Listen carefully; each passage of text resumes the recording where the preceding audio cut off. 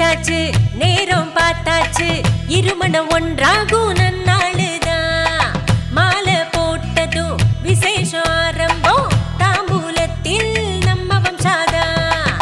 ஒண்ணு பட்டில் மின்ன மாப்பிள்ளையும் பொட்டி போட சொந்தம் எல்லாரும் வாழவில்லைதான். வம்சாடைகளை அணிஞ்ச என்னாலும் வாழ்வில் ஆனந்தம் கொண்டாட்டம்